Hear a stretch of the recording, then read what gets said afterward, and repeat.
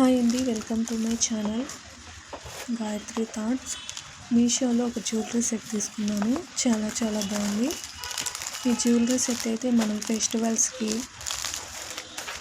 వెడ్డింగ్స్కి వేసుకోవచ్చు.